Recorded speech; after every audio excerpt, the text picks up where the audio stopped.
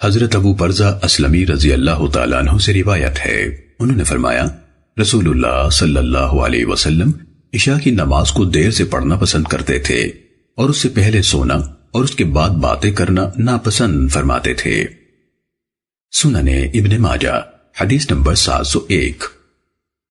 حضرت عائشہ رضی اللہ تعالیٰ عنہ سے روایت ہے، انہوں نے فرمایا رسول اللہ صلی اللہ علیہ وسلم عشاء کی نماز سے پہلے سوتے نہیں تھے اور عشاء کے بعد باتیں نہیں کرتے تھے۔ سنن ابن ماجہ حدیث نمبر 702۔ حضرت عبداللہ بن عمر رضی اللہ تعالیٰ عنہما سے روایت ہے، انہوں نے فرمایا میں نے رسول اللہ صلی اللہ علیہ وسلم کو سنا، آپ فرما رہے تھے اعرابی تمہاری نماز کے نام میں تم پر غالب نہ آ جائیں، یہ عشاء ہے۔ وہ لوگ اونٹنیوں کا دودھ اندھیرے کے وقت دوہنے کی وجہ سے اسے اتمہ یعنی اندھیرے کی نماز کہتے ہیں۔ سنن ابن ماجہ حدیث نمبر 704۔ حضرت ابو ہریرہ رضی اللہ تعالیٰ عنہ سے روایت ہے، نبی صلی اللہ علیہ وسلم نے فرمایا اعرابی تمہاری نماز کے نام کے بارے میں تم پر غالب نہ آ جائیں۔ ابن حرملہ نے اپنی روایت میں ان الفاظ کا اضافہ کیا ہے، یہ عشاء ہے۔ وہ اندھیرا ہونے پر دودھ دوہنے کی وجہ سے اس نماز کو بھی اتمہ یعنی اندھیرے کی نماز کہتے ہیں۔ سنن ابن ماجہ حدیث نمبر 705۔ حضرت عبداللہ بن زید رضی اللہ تعالیٰ عنہ سے روایت ہے، انہوں نے فرمایا رسول اللہ صلی اللہ علیہ وسلم نے نرسنگا بجوانے کا ارادہ فرمایا اور ناقوس کی تیاری کا حکم دیا تو وہ تراش لیا گیا۔ اس کے بعد حضرت عبداللہ بن زید رضی اللہ تعالیٰ عنہ کو خواب آیا۔ وہ فرماتے ہیں مجھے خواب میں 2 سبز کپڑے پہنے ہوئے ایک مرد نظر آیا، وہ ناقوس اٹھائے ہوئے تھا۔ میں نے اسے خواب میں کہا اللہ کے بندے ناقوس بیچو گے؟ اس نے کہا آپ اس کا کیا کریں گے؟ میں نے کہا میں اس کے ساتھ نماز کا اعلان کروں گا۔ اس نے کہا میں آپ کو اس سے بہتر چیز نہ بتاؤں؟ میں نے کہا وہ کیا ہے؟ اس نے کہا آپ یوں کہیں اللہ اکبر اللہ اکبر، اللہ سب سے بڑا ہے، اللہ سب سے بڑا ہے، اللہ اکبر اللہ اکبر، اللہ سب سے بڑا ہے، اللہ سب سے بڑا ہے، اشہد ان لا الہ الا اللہ، میں گواہی دیتا ہوں کہ اللہ کے سوا کوئی معبود نہیں، اشہد ان لا الہ الا اللہ، میں گواہی دیتا ہوں کہ اللہ کے سوا کوئی معبود نہیں، اشہد ان محمد رسول اللہ، میں گواہی دیتا ہوں کہ محمد صلی اللہ علیہ وسلم اللہ کے رسول ہیں، اشہد ان محمد رسول اللہ، میں گواہی دیتا ہوں کہ محمد صلی اللہ علیہ وسلم اللہ کے رسول ہیں، حی علی الصلاۃ، نماز کی طرف آؤ، حی علی الصلاۃ، نماز کی طرف آؤ، حی علی الفلاح، کامیابی کی طرف آؤ، حی علی الفلاح، کامیابی کی طرف آؤ، اللہ اکبر اللہ اکبر، اللہ سب سے بڑا ہے، اللہ سب سے بڑا ہے، لا الہ الا اللہ، اللہ کے سوا کوئی معبود نہیں۔ حضرت عبداللہ بن زید رضی اللہ تعالیٰ عنہ بیدار ہوئے تو گھر سے نکلے اور رسول اللہ صلی اللہ علیہ وسلم کی خدمت میں حاضر ہوئے اور آپ صلی اللہ علیہ وسلم کو اپنا خواب سنایا۔ انہوں نے کہا اللہ کے رسول مجھے ایک آدمی نظر آیا جو 2 سبز کپڑے پہنے ہوئے تھا، اس کے پاس ناقوس تھا۔ اس طرح پوری بات بتائی۔ رسول اللہ صلی اللہ علیہ وسلم نے فرمایا تمہارے ساتھی نے ایک خواب دیکھا ہے۔ پھر عبداللہ بن زید رضی اللہ تعالیٰ عنہ سے فرمایا تم بلال رضی اللہ تعالیٰ عنہ کے ساتھ مسجد میں جاؤ اور انہیں یہ الفاظ بتلاؤ، اور بلال ان الفاظ کے ساتھ بلند آواز سے اعلان کر دیں کیونکہ تمہاری نسبت ان کی آواز بلند ہے۔ میں حضرت بلال رضی اللہ تعالیٰ عنہ کے ساتھ مسجد میں گیا، میں انہیں اذان کے الفاظ بتاتا گیا اور وہ اس کے مطابق اذان کہتے گئے۔ حضرت عبداللہ بن زید رضی اللہ تعالیٰ عنہ نے فرمایا حضرت عمر ابن الخطاب رضی اللہ تعالیٰ عنہ نے اذان کی آواز سنی تو وہ بھی گھر سے باہر تشریف لے آئے اور عرض کیا اللہ کے رسول قسم ہے اللہ کی مجھے بھی ایسا ہی خواب آیا ہے جیسا انہیں یعنی عبداللہ کو آیا ہے۔ حضرت ابو بکر حکمی یعنی ابن ماجہ کے شیخ حضرت ابو بکر حکمی یعنی ابن ماجہ کے شیخ سے روایت ہے کہ حضرت عبداللہ بن زید انصاری رضی اللہ تعالیٰ عنہ نے اس کے متعلق یہ شعر کہے ہیں مجھ کو اذان سکھائی میرے رب ذوالجلال نے، احسان ہوا خاص رب قدیر کا، بھیجا سکھانے اپنے فرشتے کو 3 رات، رتبہ بڑھائے اس اپنے بشیر کا۔ وہ 3 رات آ کے سکھاتا رہا مجھے، اعزاز یوں بڑھتا رہا تیرے فقیر کا۔ سننے ابن ماجہ حدیث نمبر 706۔ حضرت عبداللہ بن محیریز رحمہ اللہ سے روایت ہے، وہ بچپن میں یتیم ہونے کی وجہ سے حضرت ابو محذورہ بن معیر رضی اللہ تعالیٰ عنہ کے زیر کفالت رہے تھے۔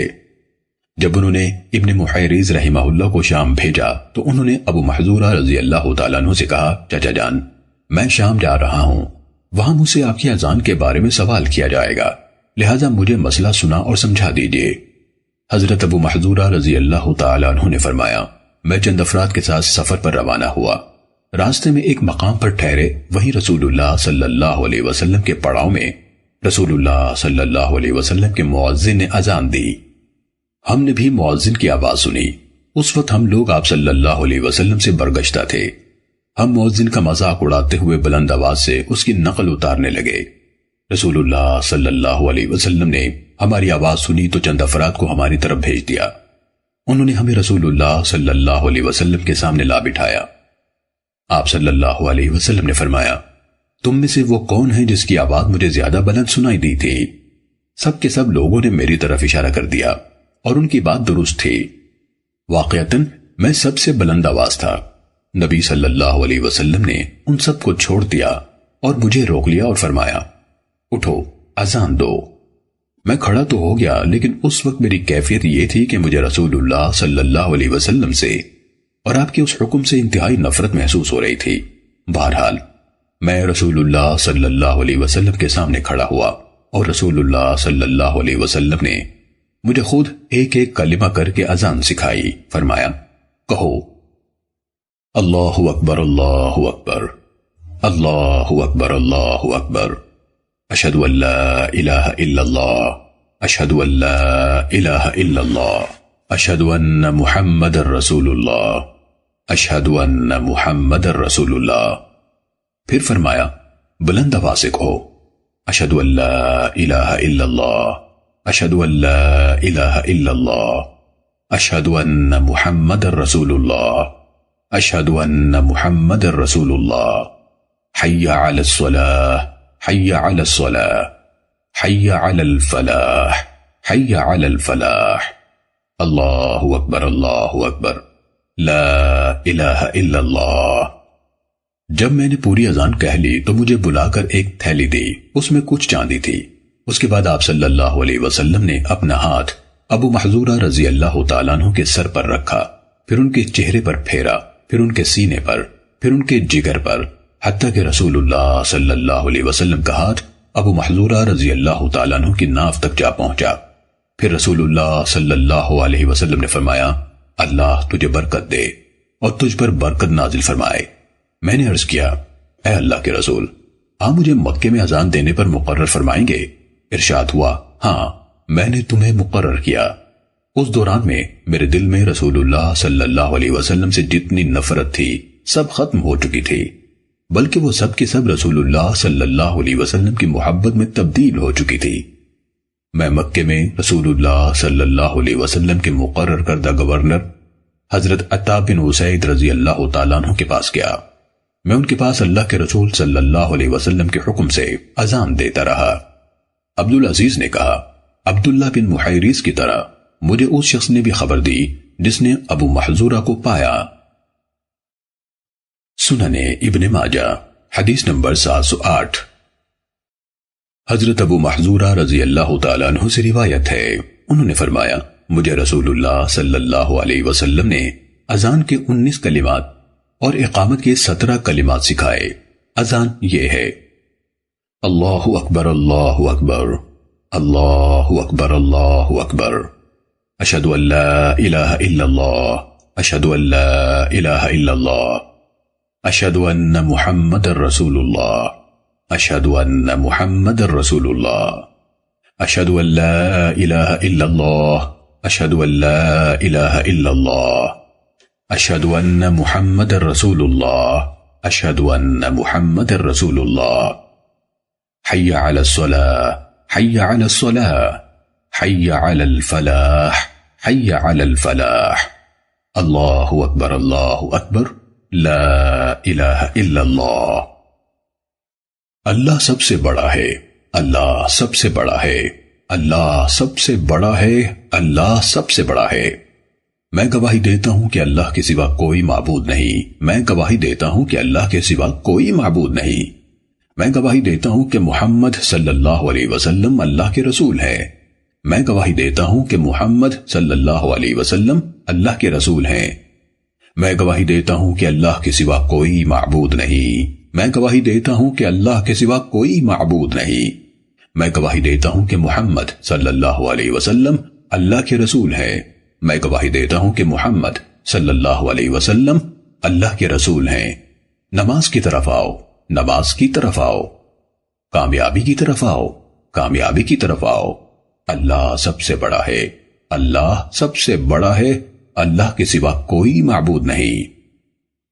اور اقامت کے 17 کلمات یہ ہیں: اللہ اکبر اللہ اکبر، اللہ اکبر اللہ اکبر، اشہد ان لا الہ الا اللہ، اشہد ان لا الہ الا اللہ، اشہد ان محمد رسول اللہ، اشہد ان محمد رسول اللہ، حی علی الصلاة، حی علی الصلاة، حی علی الفلاح، حی علی الفلاح، قد قامت الصلاة، قد قامت الصلاة، اللہ اکبر اللہ اکبر، لا الہ الا اللہ۔ اللہ سب سے بڑا ہے، اللہ سب سے بڑا ہے، اللہ سب سے بڑا ہے، اللہ سب سے بڑا ہے۔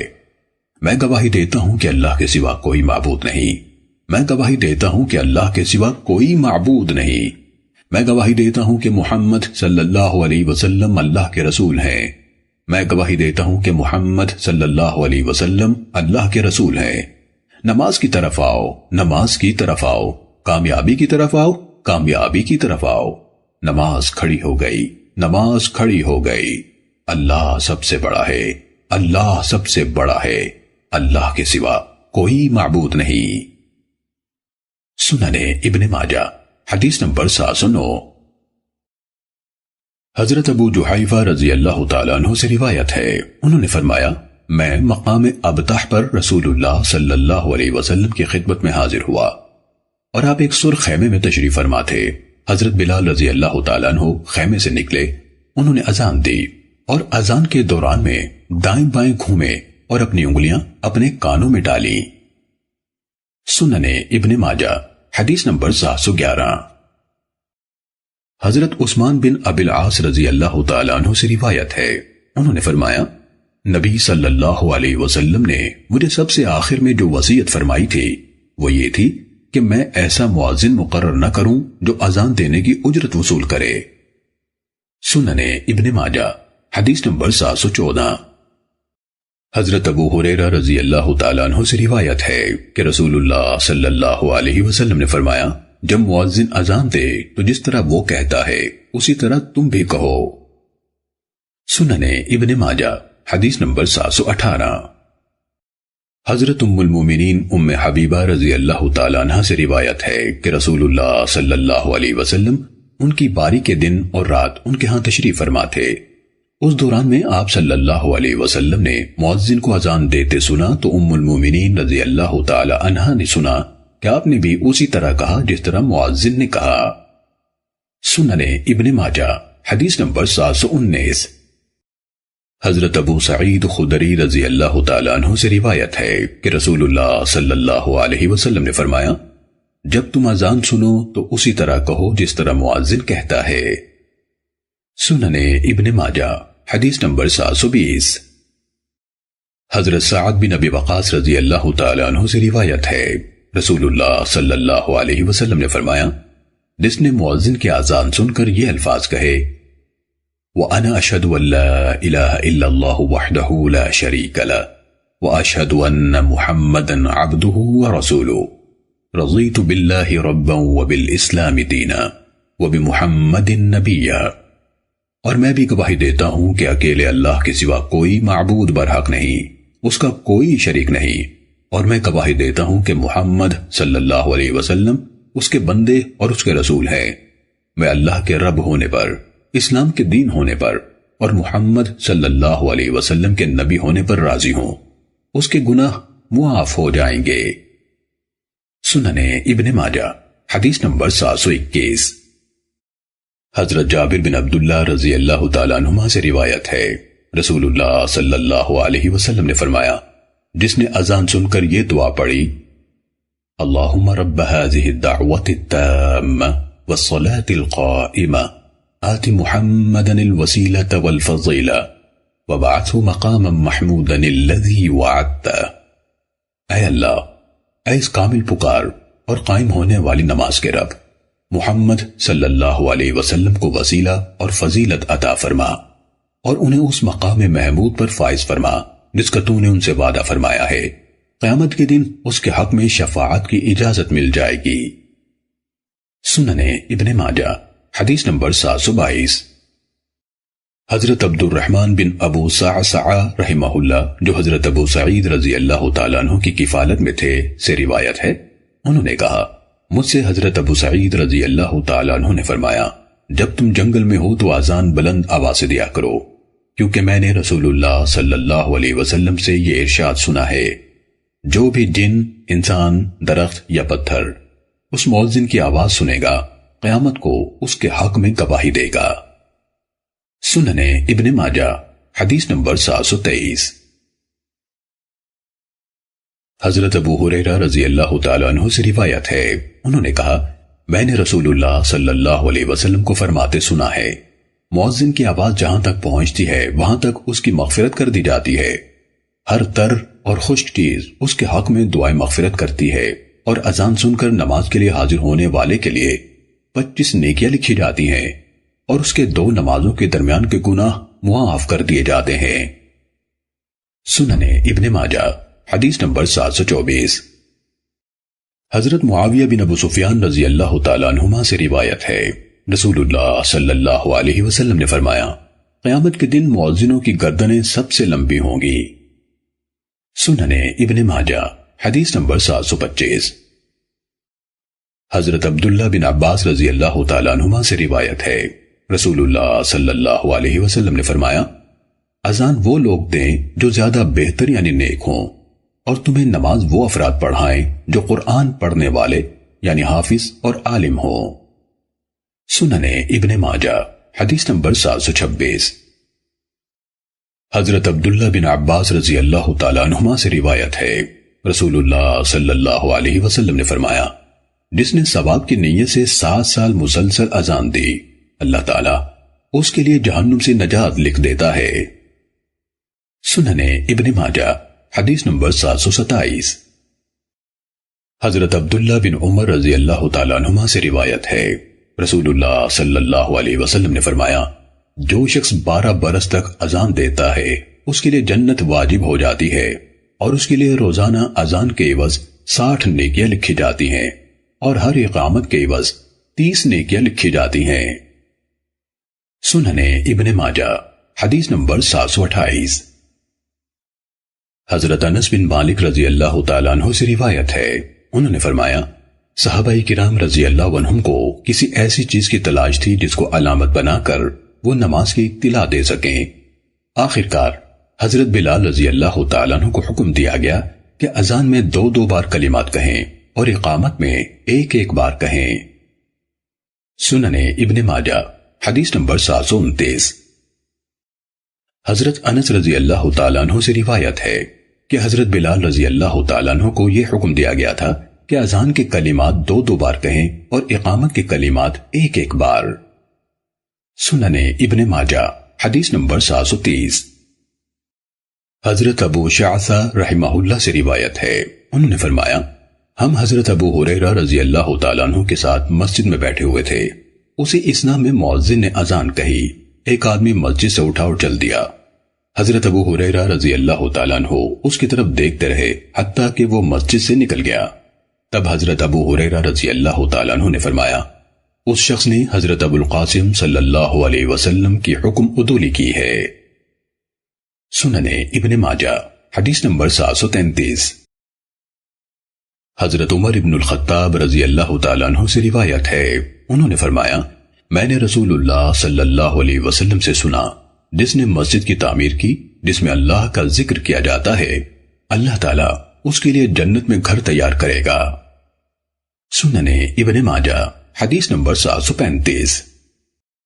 حضرت عثمان بن عفان رضی اللہ تعالیٰ عنہ سے روایت ہے، رسول اللہ صلی اللہ علیہ وسلم نے فرمایا، جس نے اللہ کی رضا حاصل کرنے کے لیے مسجد تعمیر کی، اللہ اس کے لیے جنت میں ویسا ہی گھر تیار کرے گا۔ سنن ابن ماجہ حدیث نمبر 736۔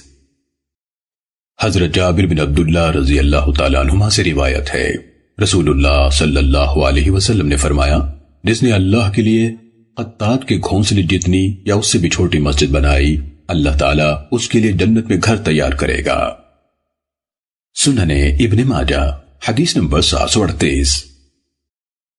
حضرت انس بن مالک رضی اللہ تعالیٰ عنہ سے روایت ہے، رسول اللہ صلی اللہ علیہ وسلم نے فرمایا، قیامت نہیں آئے گی حتیٰ کہ لوگ مسجدوں میں فخر کرنے لگیں گے۔ سنن ابن ماجہ حدیث نمبر 739۔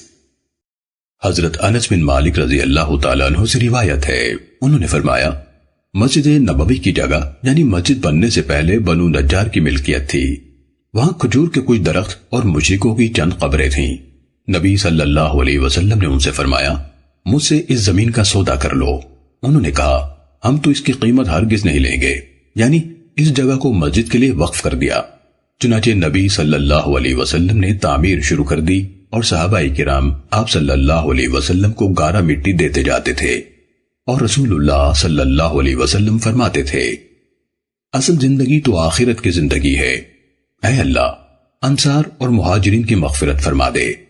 حضرت انس رضی اللہ تعالی عنہ نے فرمایا، مسجد کی تعمیر سے پہلے نبی صلی اللہ علیہ وسلم جہاں نماز کا وقت ہو جاتا وہی نماز پڑھ لیتے تھے۔ سنن ابن ماجہ حدیث نمبر 742۔ حضرت ابو سعید خدری رضی اللہ تعالیٰ عنہ سے روایت ہے، رسول اللہ صلی اللہ علیہ وسلم نے فرمایا، قبرستان اور غسل خانے کے سوا ساری زمین مسجد ہے۔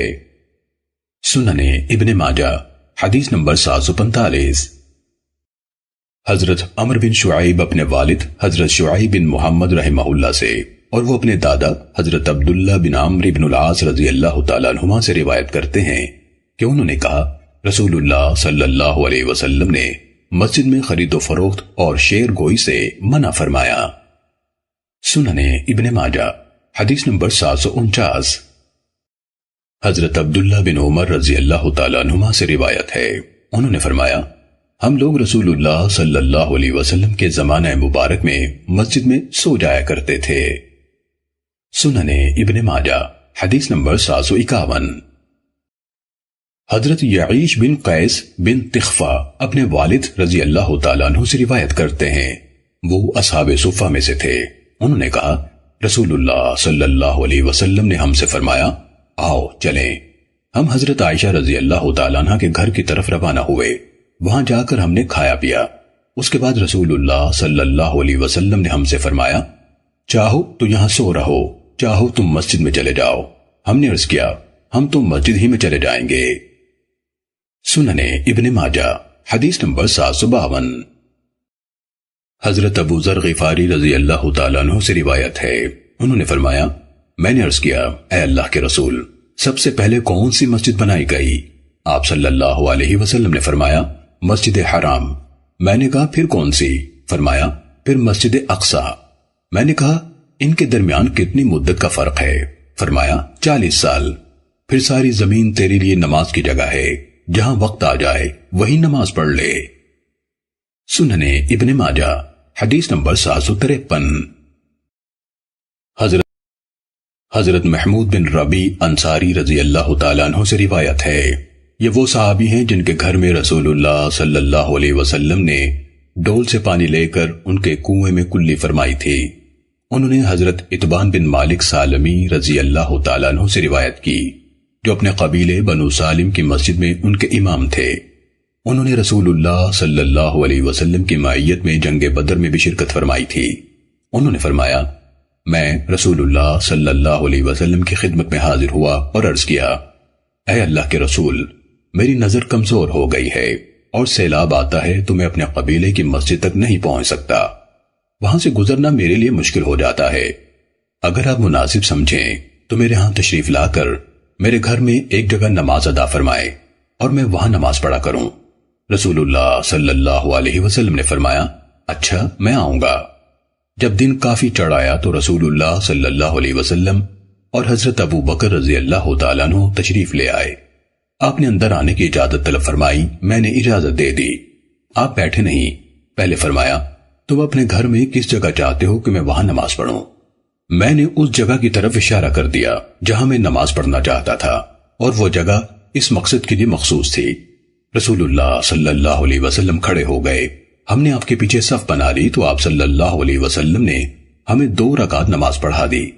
پھر میں نے نبی صلی اللہ علیہ وسلم کو کھانا کھلانے کے لیے روک لیا جو ابھی تیار ہو رہا تھا۔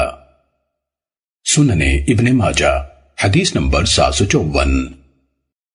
حضرت ابو ہریرہ رضی اللہ تعالیٰ عنہ سے روایت ہے کہ ایک انصاری صحابی نے رسول اللہ صلی اللہ علیہ وسلم کی خدمت میں پیغام بھیجا کہ میرے گھر تشریف لا کر میرے لیے گھر میں ایک مسجد یعنی نماز کی جگہ مقرر کر دیجئے جہاں میں نماز پڑھا کروں۔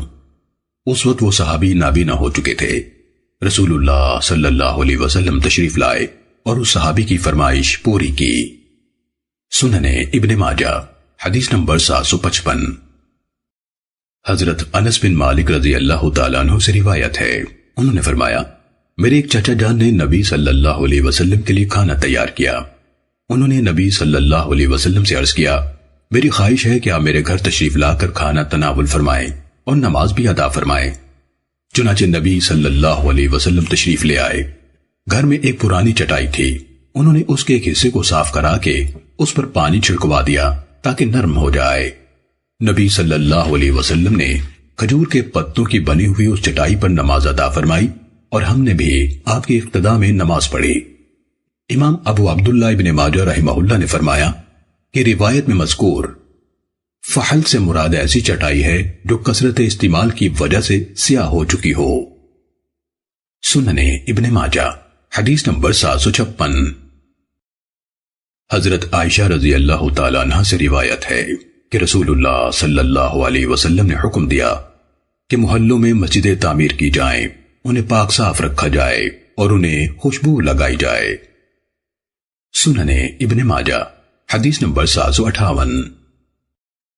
حضرت عائشہ رضی اللہ تعالیٰ عنہ سے روایت ہے، انہوں نے فرمایا رسول اللہ صلی اللہ علیہ وسلم نے محلوں میں مسجدیں بنانے، انہیں پاک رکھنے اور انہیں خوشبو لگانے کا حکم دیا ہے۔ سنن ابن ماجہ حدیث نمبر 759۔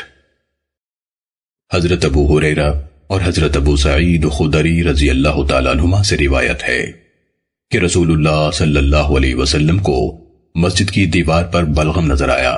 آپ صلی اللہ علیہ وسلم نے ایک کنکری لے کر اسے کھرچ دیا، پھر فرمایا کوئی شخص جب بلغم تھوکنا چاہے تو سامنے نہ تھوکے نہ دائیں طرف تھوکے، اسے چاہیے کہ بائیں طرف تھوکے یا اپنے بائیں پاؤں کے نیچے تھوک لے۔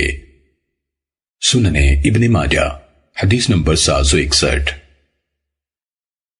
حضرت عبداللہ بن عمر رضی اللہ تعالیٰ عنہما سے روایت ہے کہ رسول اللہ صلی اللہ علیہ وسلم لوگوں کو نماز پڑھا رہے تھے کہ مسجد میں قبلے کی طرف دیوار پر بلغم نظر آیا۔ آپ صلی اللہ علیہ وسلم نے اسے کھرچ دیا۔ نماز سے فارغ ہو کر فرمایا جب تم میں سے کوئی شخص نماز پڑھ رہا ہوتا ہے تو اللہ اس کے چہرے کی طرف ہوتا ہے، لہذا کسی کو نماز کے دوران میں سامنے کی طرف نہیں تھوکنا چاہیے۔ سنن ابن ماجہ حدیث نمبر 763۔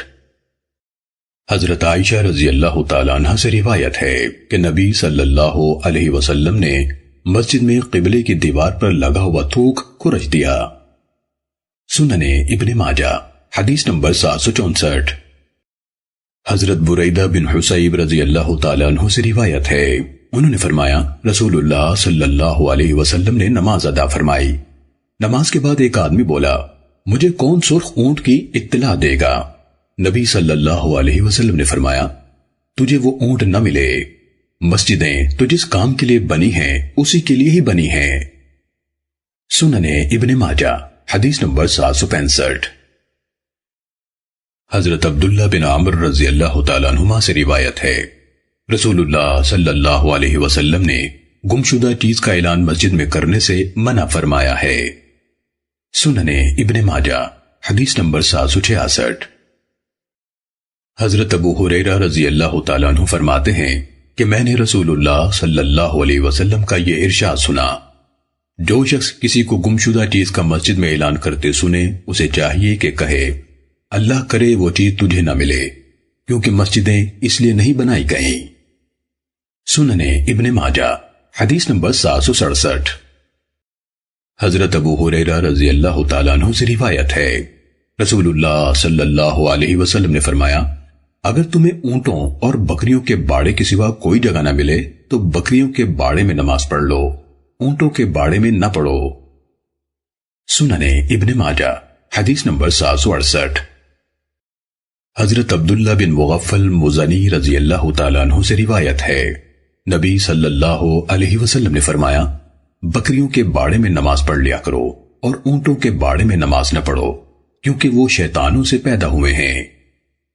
سننے ابن ماجہ حدیث نمبر 769۔ حضرت صبرہ بن معبد جہنی رضی اللہ تعالیٰ عنہ سے روایت ہے، رسول اللہ صلی اللہ علیہ وسلم نے فرمایا، اونٹوں کے باڑوں میں نماز نہ پڑھی جائے، بکریوں کے باڑے میں پڑھ لی جائے۔ سننے ابن ماجہ حدیث نمبر 770۔ حضرت ابو حمید ساعدی رضی اللہ تعالیٰ عنہ سے روایت ہے، رسول اللہ صلی اللہ علیہ وسلم نے فرمایا، جب تم میں سے کوئی شخص مسجد میں داخل ہو تو اسے چاہیے کہ نبی صلی اللہ علیہ وسلم پر سلام بھیجے، پھر کہے اللہم افتح لی ابواب رحمتک، اے اللہ میرے لیے اپنی رحمت کے دروازے کھول دے، اور جب باہر نکلے تو کہے اللہم انی اسألک من فضلک، اے اللہ میں تجھ سے تیرا فضل مانگتا ہوں۔ سننے ابن ماجہ حدیث نمبر 772۔ حضرت ابو ہریرہ رضی اللہ تعالیٰ عنہ سے روایت ہے، رسول اللہ صلی اللہ علیہ وسلم نے فرمایا، تم میں سے کوئی شخص جب مسجد میں داخل ہو تو نبی صلی اللہ علیہ وسلم پر سلام بھیجے اور کہے اللہم افتح لی ابواب رحمتک، اے اللہ میرے لیے اپنی رحمت کے دروازے کھول دے، اور جب باہر نکلے تو نبی صلی اللہ علیہ وسلم پر سلام بھیجے اور کہے اللہم عصمنی من الشیطان الرجیم، اے اللہ مجھے مردود شیطان سے محفوظ رکھ۔ سننے ابن ماجہ حدیث نمبر 773۔ حضرت ابو ہریرہ رضی اللہ تعالیٰ عنہ سے روایت ہے، رسول اللہ صلی اللہ علیہ وسلم نے فرمایا، جب تم میں سے کوئی شخص وضو کرتا ہے اور وضو بھی خوب سنوار کر کرتا ہے، پھر مسجد کی طرف آتا ہے تو صرف نماز کے لیے گھر سے نکلتا ہے، نماز کے سوا اور کوئی مقصد نہیں ہوتا، تو وہ جو قدم بھی اٹھاتا ہے اس کے بدلے اللہ تعالیٰ اس کا ایک درجہ بلند فرماتا ہے اور ایک گناہ معاف کرتا ہے، اس کو اسی طرح ثواب ملتا رہتا ہے حتیٰ کہ وہ مسجد میں داخل ہو جاتا ہے۔ پھر جب وہ مسجد میں داخل ہو جاتا ہے تو جب تک وہ نماز کی وجہ سے رکا رہتا ہے ثواب کے لحاظ سے نماز ہی میں شمار ہوتا ہے۔ سننے ابن ماجہ حدیث نمبر 774۔ حضرت ابو ہریرہ رضی اللہ تعالیٰ عنہ سے روایت ہے، رسول اللہ صلی اللہ علیہ وسلم نے فرمایا، جب نماز کی اقامت ہو جائے تو نماز کے لیے دوڑ کر نہ آؤ، بلکہ معمول کے مطابق مناسب رفتار سے اطمینان سے چلتے ہوئے آؤ، پھر جتنی نماز جماعت کے ساتھ مل جائے پڑھ لو، اور جو چھوٹ جائے وہ بعد میں پوری کر لو۔ سننے ابن ماجہ حدیث نمبر 775۔ حضرت ابو سعید خدری رضی اللہ تعالیٰ عنہ سے روایت ہے، رسول اللہ صلی اللہ علیہ وسلم نے فرمایا، کیا میں تمہیں وہ عمل نہ بتاؤں جن سے اللہ تعالیٰ گناہ معاف کر دیتا ہے اور نیکیوں میں اضافہ فرما دیتا ہے؟ صحابہ نے عرض کیا، جی ہاں اللہ کے رسول فرما دیجئے۔ آپ صلی اللہ علیہ وسلم نے فرمایا، اس وقت وضو پورا سوار کر کرنا جب دل نہ چاہتا ہو، اور مسجدوں کی طرف زیادہ قدم اٹھانا، اور ایک نماز کے بعد دوسری نماز کا انتظار کرنا۔ سننے ابن ماجہ حدیث نمبر 776۔ حضرت عبداللہ بن مسعود رضی اللہ تعالیٰ عنہ سے روایت ہے، انہوں نے فرمایا، جس کو یہ بات پسند ہے کہ وہ اللہ تعالیٰ کو کل اسلام کی حالت میں ملے، اسے چاہیے کہ وہ پابندی سے 5 نمازیں وہاں ادا کیا کرے جہاں ان کی اذان ہوتی ہے، یعنی مساجد میں جماعت کے ساتھ، اس لیے کہ وہ ہدایت والے کاموں میں سے ہیں، اور اللہ تعالیٰ نے تمہارے نبی صلی اللہ علیہ وسلم کے لیے ہدایت کے کام مقرر کیے ہیں۔ میری زندگی کی قسم، اگر تم سب گھروں میں نماز پڑھنے لگو تو اپنے نبی صلی اللہ علیہ وسلم کی سنت چھوڑ بیٹھو گے، اور اگر تم نے اپنے نبی صلی اللہ علیہ وسلم کی سنت چھوڑ دی تو یقیناً گمراہ ہو جاؤ گے۔ میں نے دیکھا ہے کہ ہم لوگوں کی حالت تھی کہ نماز با جماعت سے صرف وہی منافق پیچھے رہتا تھا جس کا نفاق سب کو معلوم ہوتا تھا، اور میں نے دیکھا ہے کہ بیمار آدمی کو 2 آدمیوں کے سہارے سے لایا جاتا تھا حتیٰ کہ وہ صف میں شامل ہو جاتا، اور جو شخص وضو کرتا ہے اور وضو اچھی طرح بنا سنوار کر کرتا ہے پھر مسجد کی طرف روانہ ہوتا ہے اور اس میں پہنچ کر نماز پڑھتا ہے تو وہ جو قدم بھی طے کرتا ہے اس کی وجہ سے اللہ تعالیٰ اس کا ایک درجہ بلند فرماتا ہے اور ایک غلطی معاف فرماتا ہے۔ سنن ابن ماجہ حدیث نمبر 777۔ حضرت سہل بن سعد ساعدی رضی اللہ تعالیٰ عنہ روایت کرتے ہیں کہ رسول اللہ صلی اللہ علیہ وسلم نے فرمایا، اندھیروں میں مسجدوں کی طرف بکثرت چلنے والوں کے لیے قیامت کے دن مکمل نور کی خوشخبری ہے۔ سنن ابن ماجہ حدیث نمبر 780۔ حضرت انس بن مالک رضی اللہ تعالیٰ عنہ سے روایت ہے، رسول اللہ صلی اللہ علیہ وسلم نے فرمایا، اندھیروں میں مسجدوں کی طرف زیادہ چلنے والوں کو قیامت کے دن مکمل نور کے حصول کی خوشخبری دے دو۔ سنن ابن ماجہ حدیث نمبر 781۔ حضرت ابو ہریرہ رضی اللہ تعالیٰ عنہ سے روایت ہے، رسول اللہ صلی اللہ علیہ وسلم نے فرمایا، جو مسجد سے زیادہ دور ہو پھر جو اس سے بھی زیادہ دور ہو تو اس کا ثواب پہلے شخص سے بھی زیادہ ہے۔ سنن ابن ماجہ حدیث نمبر 782۔ حضرت ابی بن کعب رضی اللہ تعالیٰ عنہ سے روایت ہے، انہوں نے فرمایا، ایک انصاری صحابی کا گھر مدینے میں سب سے دور تھا، اس کے باوجود اس کی کوئی نماز رسول اللہ صلی اللہ علیہ وسلم کے ساتھ باجماعت ادا ہونے سے نہیں رہتی تھی۔ حضرت ابی رضی اللہ تعالیٰ عنہ نے فرمایا، مجھے اس پر ترس آیا، میں نے کہا، فلاں صاحب، اگر آپ ایک گدھا خرید لیں تو راستے میں ریت کی گرمی برداشت کرنے سے اور پتھروں سے ٹھوکر لگ جانے سے محفوظ رہیں اور زمین کے کیڑے مکوڑوں یعنی سانپ بچھو وغیرہ سے بھی بچ جائیں۔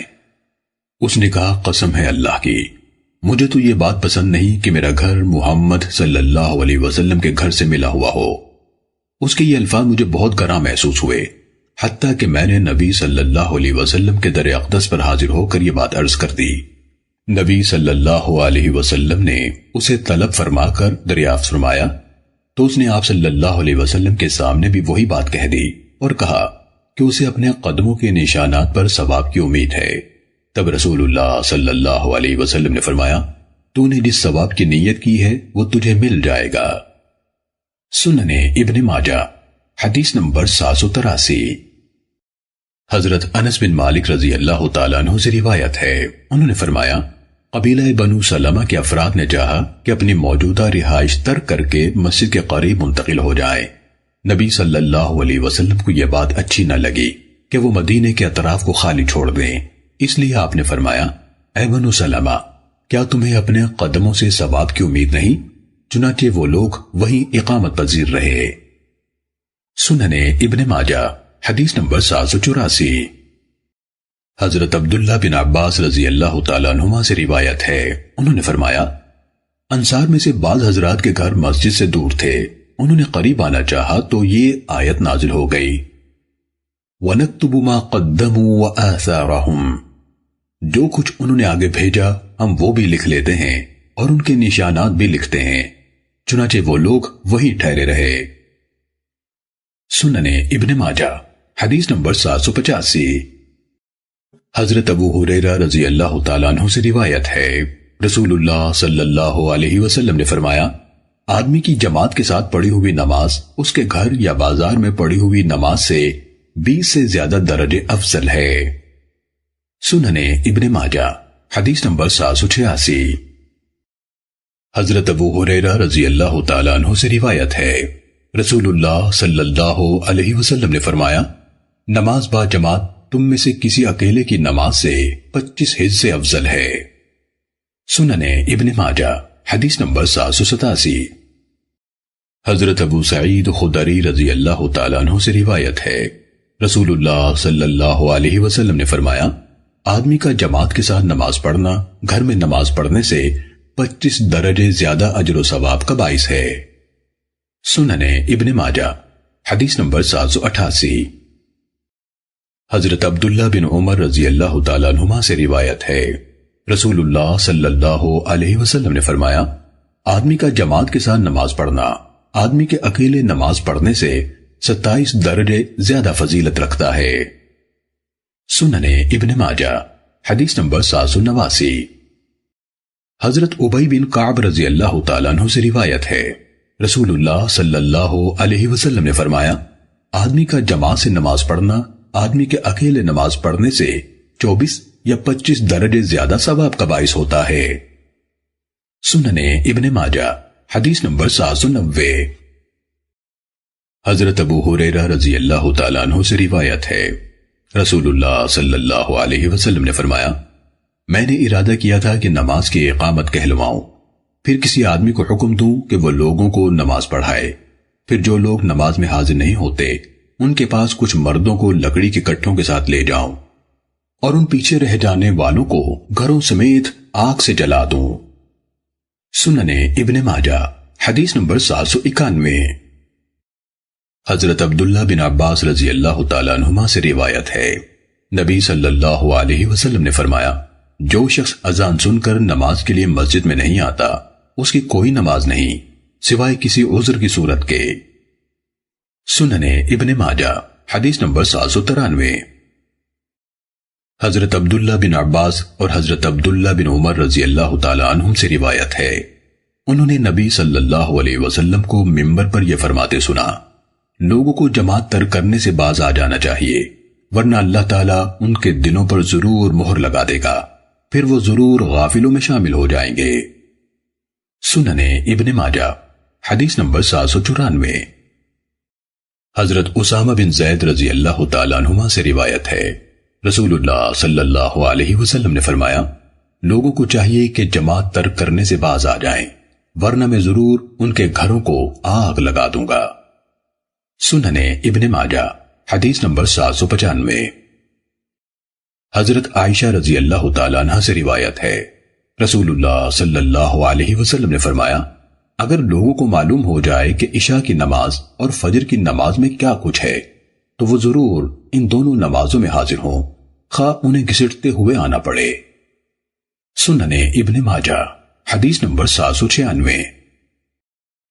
حضرت ابو ہریرہ رضی اللہ تعالیٰ عنہ سے روایت ہے، رسول اللہ صلی اللہ علیہ وسلم نے فرمایا، منافقوں پر جو نمازیں سب سے بھاری ہیں وہ عشاء کی نماز اور فجر کی نماز ہے، اور اگر انہیں معلوم ہوتا کہ ان میں کیا کچھ ہے تو وہ ضرور حاضر ہوتے، خواہ گھسٹ کر آنا پڑتا۔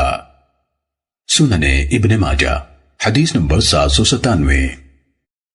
حضرت ابو ہریرہ رضی اللہ تعالیٰ عنہ سے روایت ہے، رسول اللہ صلی اللہ علیہ وسلم نے فرمایا، تم میں سے کوئی مسلمان جب مسجد میں داخل ہوتا ہے تو جب تک وہ نماز کی وجہ سے رکا ہوا ہے وہ ثواب کے لحاظ سے نماز ہی میں شمار ہوتا ہے، اور نماز کے بعد جب تک وہ اس جگہ بیٹھا رہتا ہے جہاں اس نے نماز پڑھی تب تک فرشتے اس کے حق میں دعائیں کرتے رہتے ہیں، کہتے ہیں، اے اللہ اس کی مغفرت فرما، اے اللہ اس پر رحم فرما، اے اللہ اس کی توبہ قبول فرما۔